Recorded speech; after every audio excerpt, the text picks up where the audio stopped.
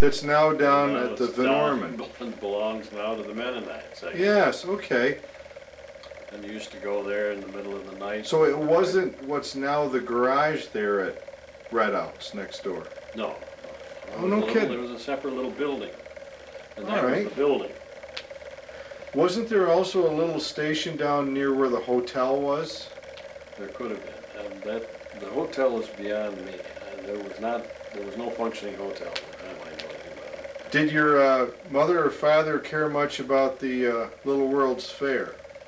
I know it was before your you were only 4 when that disbanded. Yeah, but I was there at the time they held the auction with my father when they sold the buildings.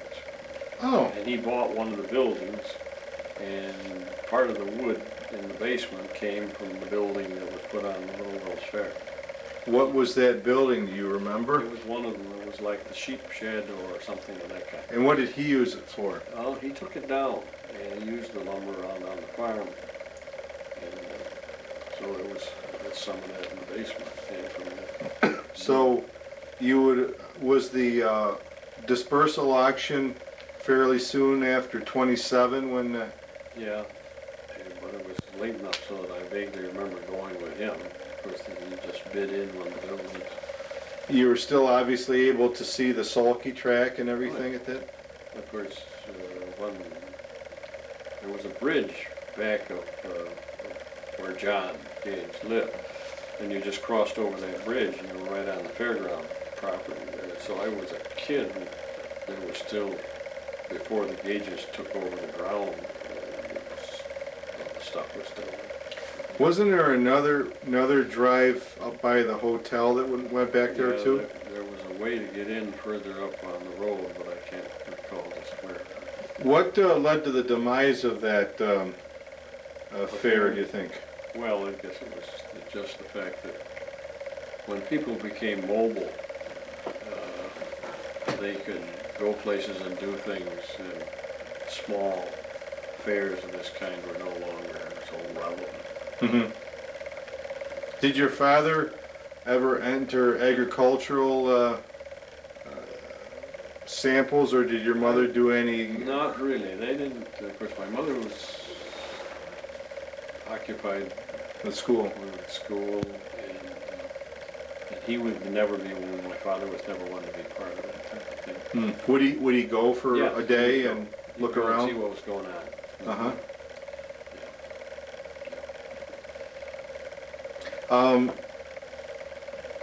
Were you involved with the, we got a couple more minutes, do we?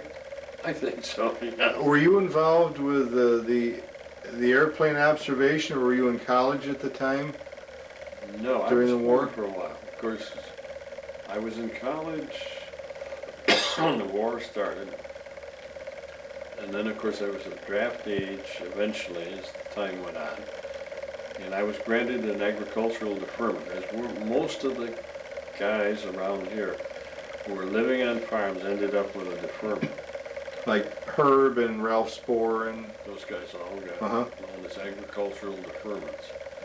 And it was based on the size of your farm and what you produced and how many people were there. During the time of the Battle of the Bulge, the demand for manpower was so great that all across the country, the guys with agricultural deferments were called in for physicals. But as the war wound down so rapidly that they never went beyond that. Was your family active in the Grange? My mother was. Were you in the Grange as well? I was an officer. Okay. Is that juvenile Grange or the adult Grange too? Both. And I was on some team that went around and put on degrees and stuff. What do you think has led to the downturn in membership and impact of the Grange? The change in the lifestyle of people, and the fact that in those days you had a large rural population, somewhat immobile, and now what farmers you do have are either Mennonites or else they're major corporate structures like the Lightfoots and the Bays, and I think there's no longer the interest in this type of thing. The Grange is still active in places, but it's more of a social structure. The Farm Bureau, I think, has taken over a lot of what would have been the work of the Grange in the early days. Now, my father said that your mother was a clerk for the school board. Mm-hmm. What did that entail? She used to attend board meetings and take notes, this type of thing. So she really, education was a main focus in both her life and your life. To a large degree. Just in wrapping up, are you surprised to see how the Mennonites have come in and helped agriculture? I And think it's terrific. I think it's the greatest thing that's happened almost in my lifetime, as far as the agricultural situation. And with their lifestyle, they can do that. Whereas the lifestyle that my parents and my uncles had isn't possible anymore. and that is why? Principally because the demands of a non-Mennonite family can't be met by a limited farm operation. They are able to operate so close to the bottom line. And they have a nice, closely, they don't have college education costs, they don't have car costs, they don't have a lot of things that you would have to have if you were going to.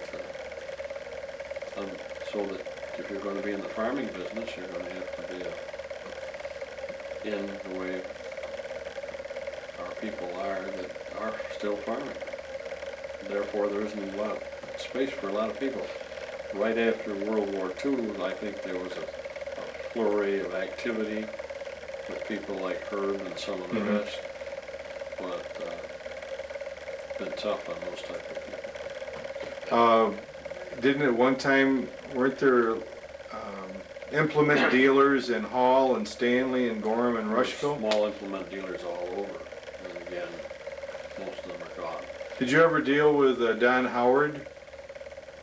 Not a great deal. Not a great deal. How was he able to have such a huge operation By the very nature of it. by the very nature of him?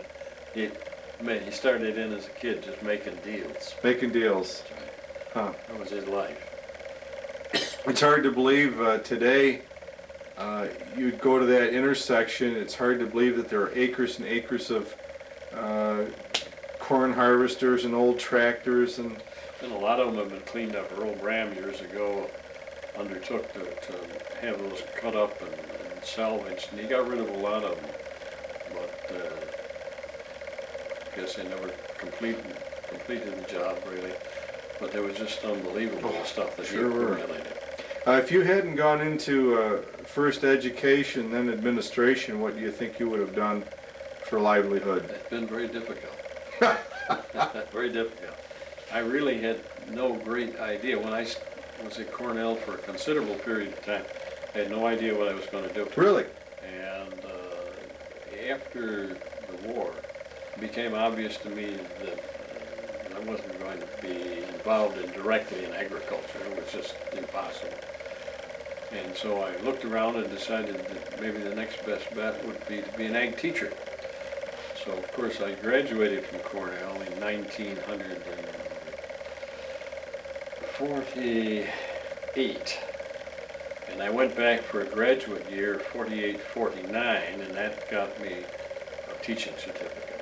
Now that was fairly rare at that time, wasn't it, to get a master's? I didn't get a master's. I got a 30 hours beyond the graduate level. That was a year, another year of Yes. education? And that was what I needed to become certified. Okay. Then to ensure some type of administrative certification, I went to the University of Rochester. Oh, did you?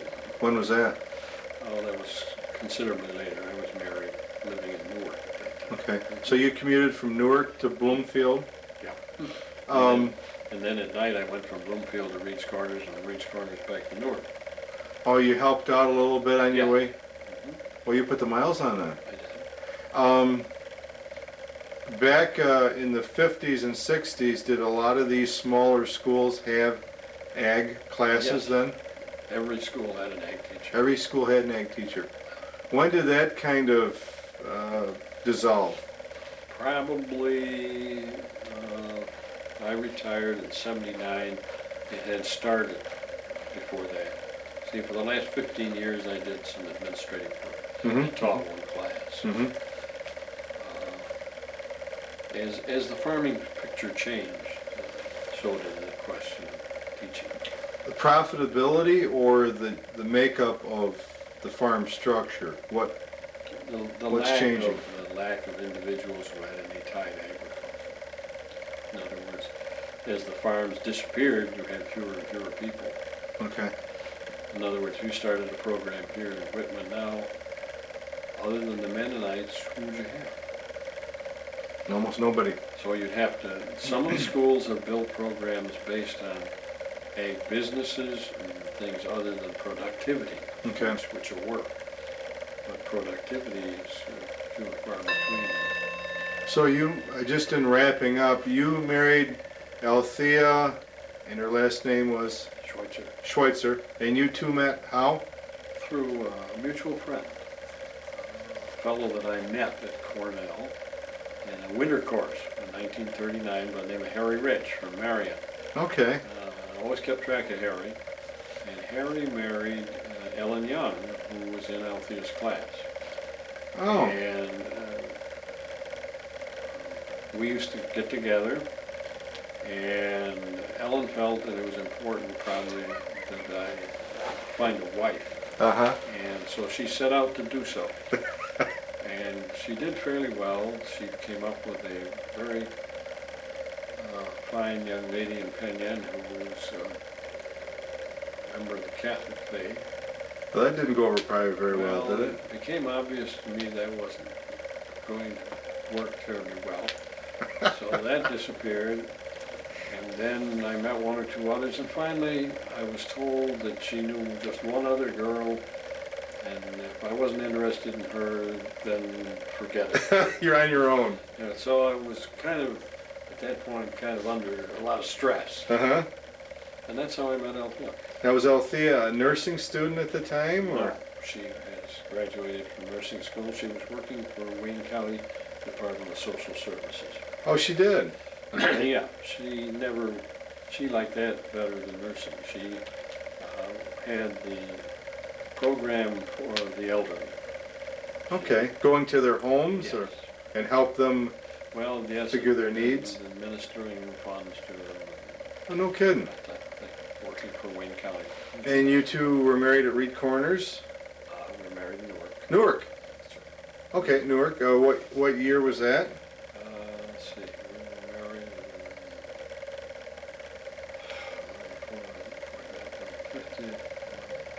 spring of '52. 52.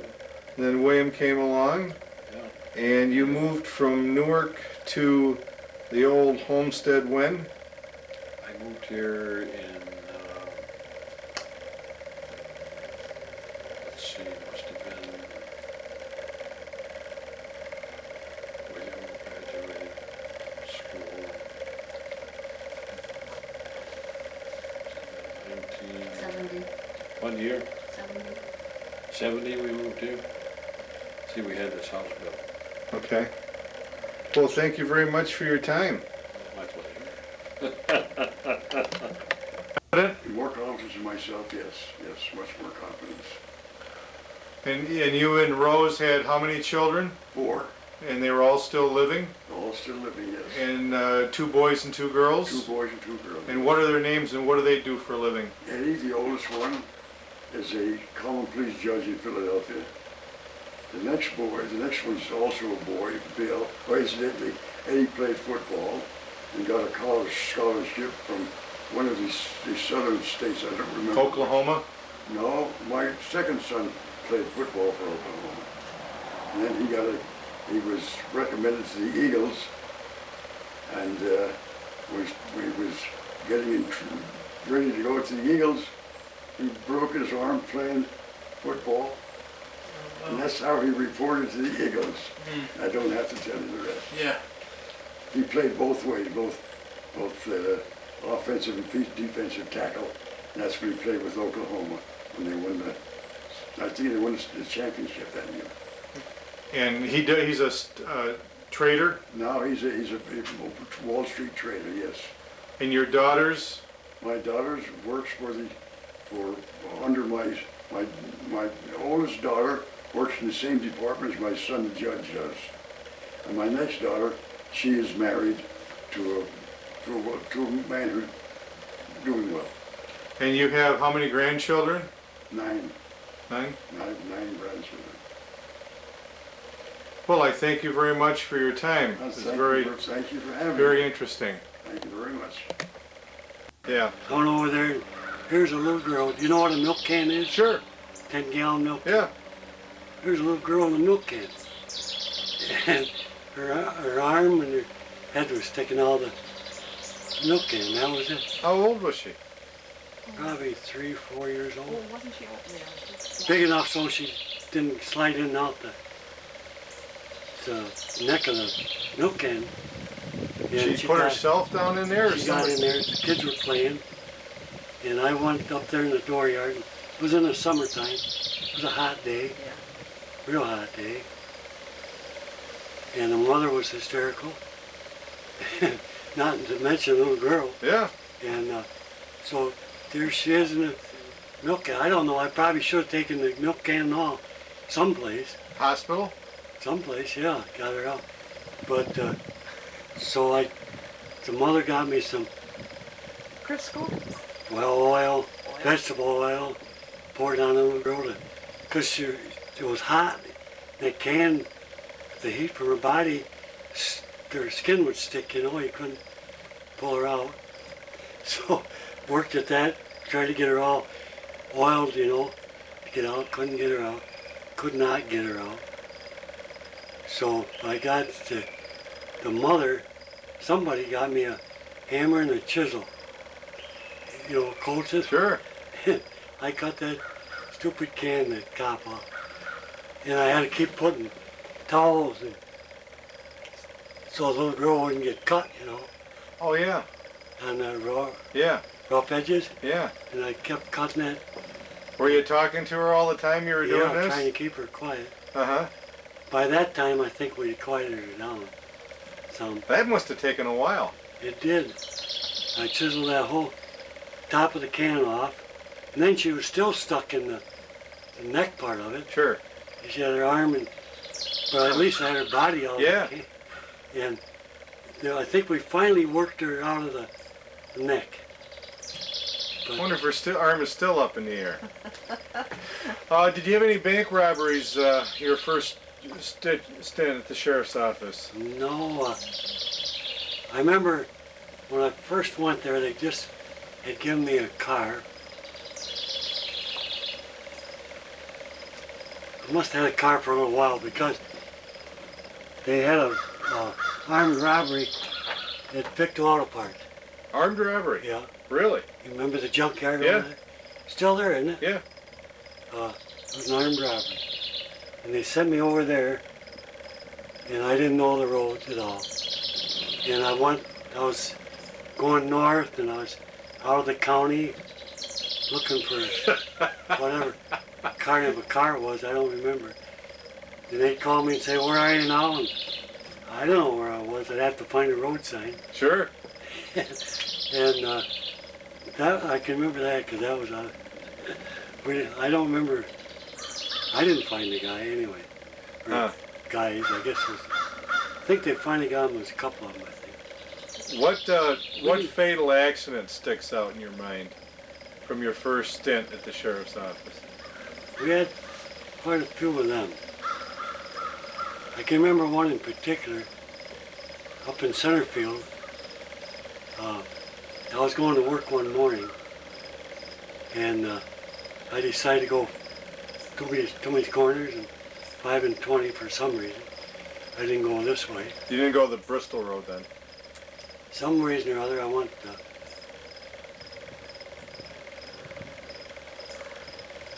Did I go there? I forgot. But anyway, the tractor trailer, two of them was going east, and one was going west, coming up the hill in the center field. And a car going east and going to turn into a driveway just over the brink of the hill.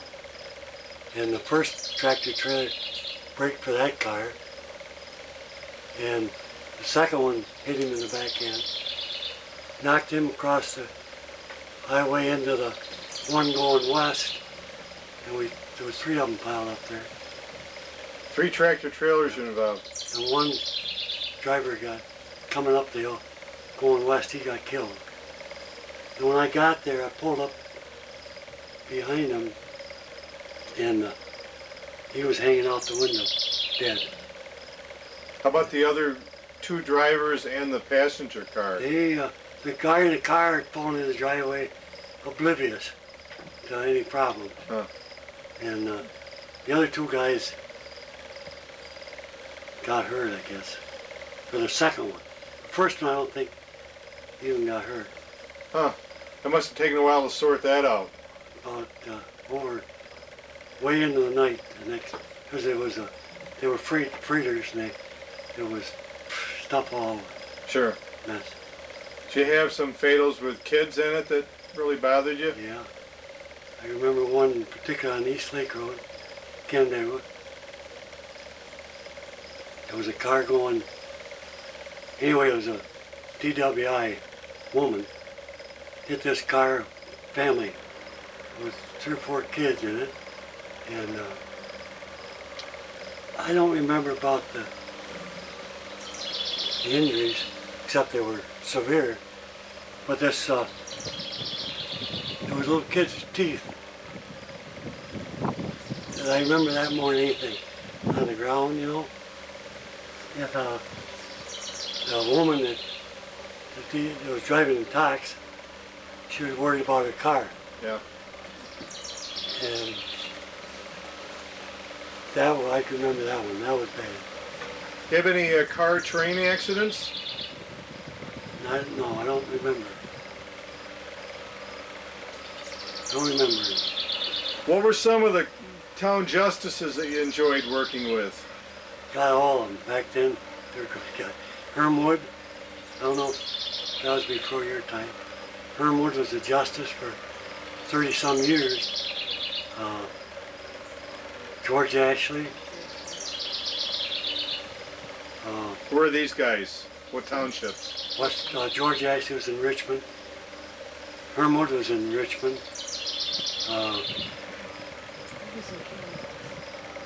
Who was in Canada? Elger? Auger. George Auger. Steve Payne. Okay. Down here in Bristol was Levi Corsham. Levi Courser. Did you prosecute your own cases in town court, or did the district attorney have somebody do that? We mostly did. Did you? Yeah. You did your own vehicle and traffic trials? Yeah. Uh-huh. Once in a while, we depend on the case, I guess. Well, the DA, he comes to some, but not much. Which DA did you enjoy working with the most? I always liked Bob Kennedy. He's the only one that comes to mind right now. Okay. Uh, And who was the judge, county court judge? Carlton Roberts? Carlton Roberts and Sam Lovett.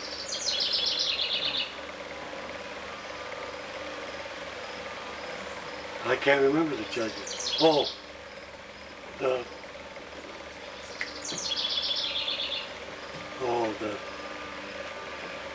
I think he just, Oh, that's okay. The first time you left the sheriff's office was what year? 63. 63. What did you then do? I built the, I guess it's a BP gas station garage down there on the Honeyway. Okay. And That's the one in front of the laundromat? yeah, Yeah. Okay. that I built that. or had it built and Yeah, you ran the shop run it. station You ran the gas station then. Yeah. Did you switch because the hours were better, more conducive to? No, I tell you, I missed the police work at that time, and I liked it better, and so I rented out the garage, and Why did you go from police work to the garage? money probably. Money. Okay. Yeah. Did you Because, talk? excuse me, Thompson, he wasn't, he didn't encourage you. I mean, his pay was terrible. Hours were terrible. The equipment was terrible. So you just had a good bunch of guys to work with, and that's about all you can say about it. But you didn't see the other guys very much, did you? You were out on your No, own. but you did. At times we organized it among ourselves. Nothing to do with Thompson. He wasn't an organizer. You had the sheriff and the undersheriff. Yeah. No sergeants or anything No. like that, was there? No. Who was a detective back then? I was the first one, but we didn't have a detective the first go around. Okay. There wasn't no detective. If you had a problem, you asked Cox, Townsend, or one of those guys that had experience. And Did They helped. Tony Cicery help you much? yeah, Tony was good help. That was later on. Oh, okay. So you got back into the sheriff's department. Who was the sheriff the next time? more. Morrow, I guess. Ray Morrow. Yeah. Did you know Ray before? Yeah, he was a deputy. Oh, he'd been a deputy. Yeah. Okay. Yeah. What year did you go back in?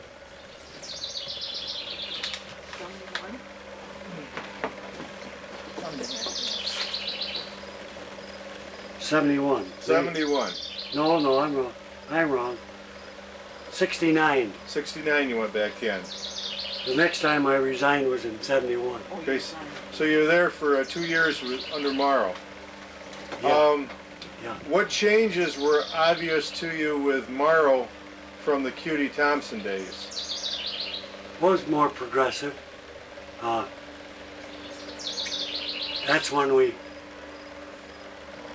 had an investigator, and that was me. Then you concentrated on investigations. When Thompson was in, civil work came before anything else, Really? unless there was an emergency, you know. Uh-huh. So he didn't push investigation unless somebody pushed him into Sure. it. So So you were basically the first investigator? yes, I was. Then Bob Smith, Were you in uniform or plain clothes? plain clothes, Plain clothes? Yeah. I didn't know that. plain car, yeah. Huh. And kept the records and set up a system of record keeping. And then we hired Bob Smith, and Bob was good. Gary Stewart, he was later. He used to come and bug us wanting to ride with us. Nights and that, you know. Uh-huh. He was in the Army stationed up in Washington, D.C., I think. Okay. He'd come home on leave or something. He was always